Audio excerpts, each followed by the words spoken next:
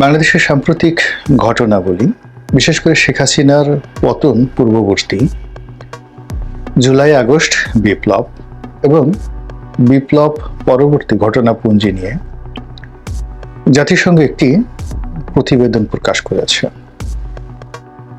এখন এই প্রতিবেদনে যে সকল ভাষা, যে সকল শব্দ এবং যে সকল তথ্য ব্যবহার করা হয়েছে এবং যেভাবে উপস্থাপন করা হয়েছে, তা আগামী দিনে কেবল শেখ হাসিনাকে নয় অথবা আওয়ামী লীগকে নয়, বর্তমানে যারা রয়েছেন তাদেরকে সহ অন্যান্য যারা রাজনৈতিক দল রয়েছেন তাদের সবাইকে বিচারের কাঠগড়ায় দাঁড় করাবে।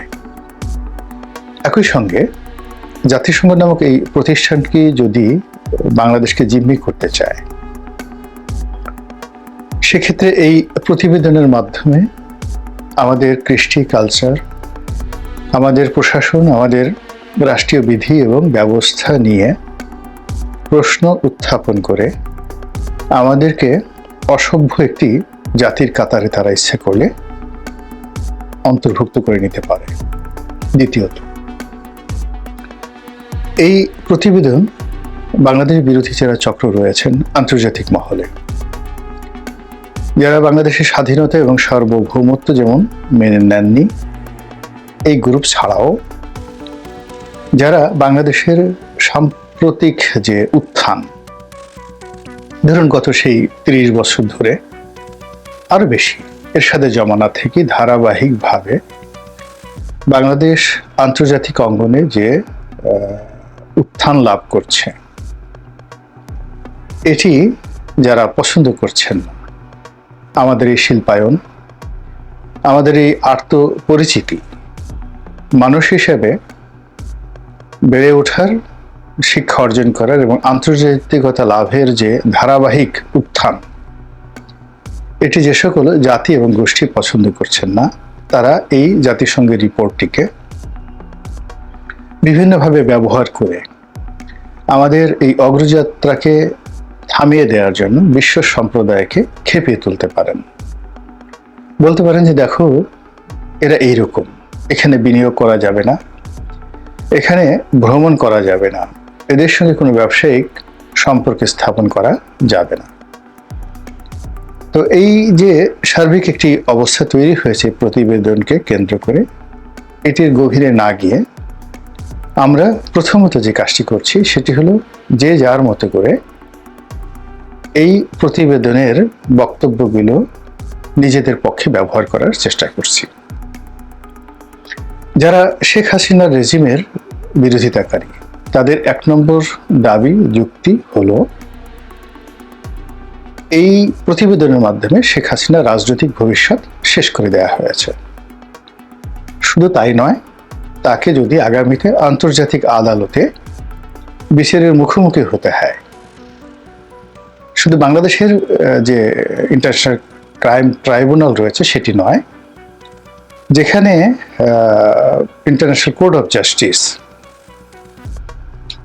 যেখানে সেই দ্বিতীয় বিশ্বযুদ্ধের অপরাধীদের বিচার হয়েছে, বসনিয়া হার্জেগোভিনার অপরাধীদের বিচার হয়েছে, তো সেই আদালতে শেখ হাসিনার বিচার হওয়ার ক্ষেত্রে এই প্রতিবেদন গুরুত্বপূর্ণ ভূমিকা পালন করবে বলে বর্তমান যারা বিপ্লবী সরকার রয়েছেন তাদের কর্মী সমর্থকরা দশমুখে প্রচার করছেন।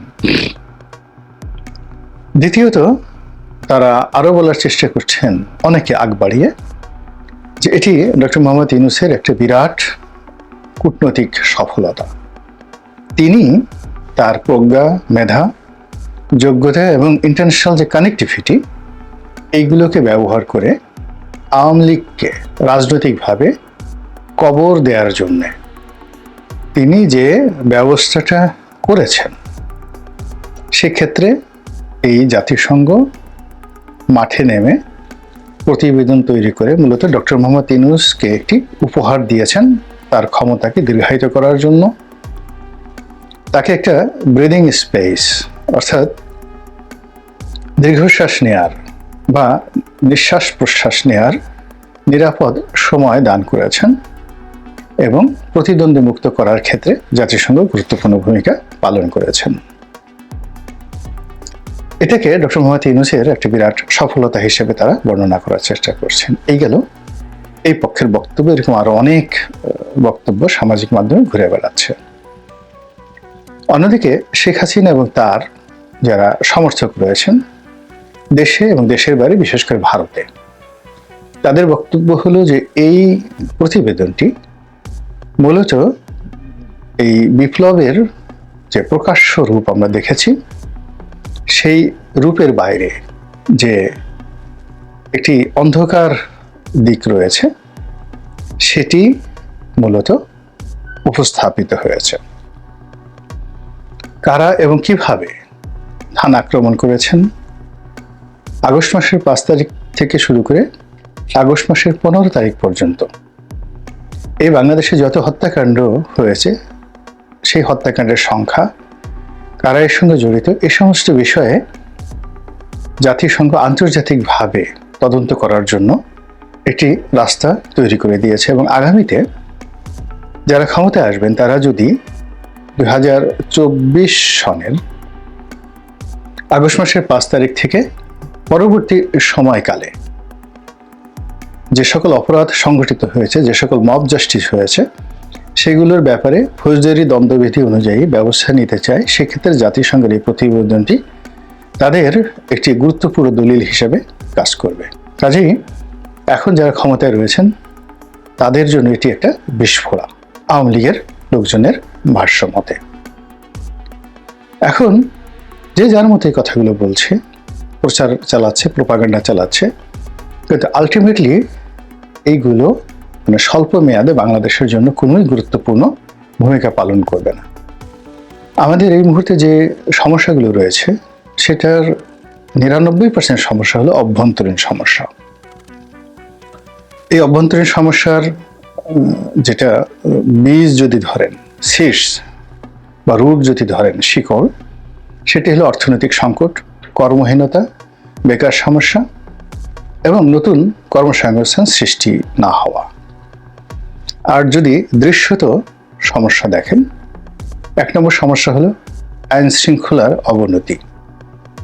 আইনকে পরোয়া করা, আইন মান্য করা বা আইনকে ভয় পাওয়ার কোনো কারণ দুর্বৃত্তরা এই মুহূর্তে দেখছে না। তাদের হৃদয় থেকে, মন থেকে, মস্তিষ্ক থেকে রাষ্ট্রীয় বাহিনীর বিরুদ্ধে যে সকল অভিযোগ তারা ইতিপূর্বে করেছিল, এরা নিষ্ঠুর, এরা গুলি করে ইত্যাদি ইত্যাদি সবকিছু, সেগুলো এখন উল্টো তারা প্রতিশোধ নেয়ার জন্য তারা চেষ্টা এবং তদবির চালাচ্ছে। 2 নম্বর হলো রাষ্ট্রীয় বাহিনীগুলোকে যে ভয় করার প্রবৃত্তি অপরাধীদের মধ্যে থাকে সেটি এখন বুমেরাং হয়ে পড়েছে। উল্টো রাষ্ট্রীয় বাহিনী এখন এই অপরাধীদেরকে ভয় পাচ্ছে। এটি 2 নম্বর দৃশ্যত সমস্যা। 3 নম্বর দৃশ্যত সমস্যা হলো রাজনৈতিক অনৈক্য, অবিশ্বাস। দীর্ঘদিনের যে রাজনৈতিক বন্ধুত্ব এটি শেষ হয়ে গিয়েছে, বন্ধুরা শত্রু হয়ে গেছে, আর নতুন বন্ধু খোঁজার মতো পরিবেশ নাই। পুরো রাজনীতির যে গগন একেবারে অন্ধকারাচ্ছন্ন, আমরা কিছু দেখতে পাচ্ছি না। আগামীকাল কি হবে এই বাংলায়, এটি যেমন ডক্টর মোহাম্মদ ইউনূস বলতে পারেন না, মির্জা ফখরুল সাহেবও পারেন না, একইভাবে জামাতের আমির সাহেবও পারেন না, আপনি আমি তো নই। কিন্তু যখন সুস্থ এবং স্বাভাবিক রাজনৈতিক পরিবেশ পরিস্থিতি থাকে তখন সবকিছু একেবারে প্রকাশ্য দিবালোকের মতো। 2 যোগ 2 যোগ করলে যেভাবে 4 হয়, এটা খুব বেশি পাণ্ডিত্যের দরকার হয়। তেমনি দেশের রাজনৈতিক অবস্থা দৃষ্টে যে কোনো মানুষ ভবিষ্যৎবাণী করতে পারে যে আগামীকাল বা আগামী 1 বছরে কি ঘটতে পারে, এটি যখন স্বাভাবিক অবস্থায় চলে। কিন্তু এখন এরকম একটা অস্বাভাবিক অবস্থায় চলছে। এই অস্বাভাবিক অবস্থায় আমরা কেউ, মানে সেনাবাহিনী বলেন, পুলিশ বাহিনী বলেন, সেক্রেটারিয়েট বলেন, বিচার বিভাগ বলেন, সবাই একেবারে অধীর, যাকে বলা হয় আশঙ্কা নিয়ে, মানে সে আশঙ্কার আর কোনো শেষ নেই। মানে আমি অপার হয়ে বসে আছি, সর্বনাশের আশা, এরকম আশঙ্কা নিয়ে যার যার অবস্থানে বসে তারা মনে করছেন যে আগামীকাল হয়তো অতি আশ্চর্য একটা কিছু ঘটবে, এবং এই কারণে যে যার কর্মকাণ্ড স্থবির করে দিয়েছেন, অনেকে বন্ধ করে দিয়েছেন, এবং এভাবেই দেশ চলছে।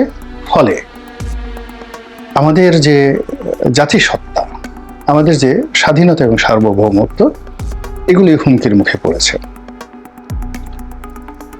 এই যে অভ্যন্তরীণ যে সমস্যাগুলো, এই সমস্যাগুলোর সঙ্গে আবার আগে যেটা বলেছিলাম যে অভ্যন্তরীণ সমস্যা আমাদের জাতিকে কুড়ে কুড়ে খাচ্ছে, যেটি মানে যদি পার্সেন্টেজ ধরেন 99%, বাকি 1% হলো ভারত, পাকিস্তান, চীন, আমেরিকা, এদের কূটনৈতিক তৎপরতা। যখন মানুষ অসহায় অবস্থায় পড়ে, আপনি চিন্তা করুন যে সুন্দরী রমণী মারা গিয়েছেন, তাকে ধর্ষণ করার জন্য যে সকল দুর্বৃত্ত উৎপেতে থাকে, কবর থেকে লাশ উঠিয়ে ধর্ষণ করা হয়, আমরা তাদেরকে পশুর পর্যায়েও ফেলি না।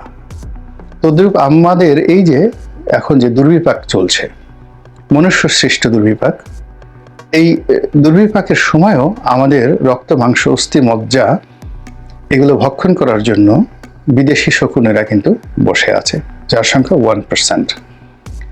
ফলে এই সব মিলিয়ে আমরা যারা খুব বেশি আতঙ্কগ্রস্ত হয়ে পড়ছি, তারাও যেভাবে সঠিক পথে নেই, আবার যারা মাতালের মতো, পাগলের মতো আনন্দ করছি, উল্লাস করছি, একে অপরের বিরুদ্ধে বিষোদ্গার করছি, সবাইকে শত্রু মনে করছি, তাও সঠিক নয়। জাতিসংঘের মতো একটি ঠুনকো প্রতিষ্ঠান, যেটি খোদ আমেরিকা এখন বন্ধ করে দিতে যাচ্ছে, এবং ইতিমধ্যে আমেরিকা তাদের যে বিশ্ব স্বাস্থ্য সংস্থা, জাতিসংঘের বিশ্ব স্বাস্থ্য সংস্থা, সেখান থেকে তাদের পুঁজি প্রত্যাহার করে নিয়েছে। এরপর ইউএনডিপি, তারপরে মানবাধিকার কমিশন, এই দুটো ব্যাপারে তারা খুবই বিষোদ্গার করছে আমেরিকা। তারা গ্রেটেস্ট ডোনার বলা হয় দুটো অর্গানাইজেশনের। এবং আমরা যে ইন্টারন্যাশনাল কোর্ট অফ জাস্টিসের ভয় দেখাই, সেটিকে আমেরিকা এবং ইসরায়েল স্বীকৃতি দিচ্ছে না এখন। তো কাজেই আমরা সেই পশ্চিমাদের যারা নিজ দেশে এগুলোকে হাতিয়ার হিসেবে ব্যবহার করেছে তৃতীয় বিশ্বকে ঠান্ডা করার জন্য, এখন তারা সেই বিষয়গুলোকে নিজেরাই যেখানে পাত্তা দিচ্ছে না, সেখানে তাদের একটা প্রতিবেদন নিয়ে আমরা লাফালাফি করছি, এবং আমরা আমাদের নিজেদের যে অন্তর্নিহিত যে সমস্যাগুলো রয়েছে এইগুলোর ব্যাপারে বেখেয়াল হয়ে পড়ছি। এবং প্রায় প্রতিদিনই আমাদের দেশে একটার পর একটা যাকে বলা হয় দৃষ্টিকটু বিষয় ঘটে যাচ্ছে, যা কিনা পুরো রাষ্ট্র ব্যবস্থাকে মানে অচল অবস্থার দিকে নিয়ে যাচ্ছে।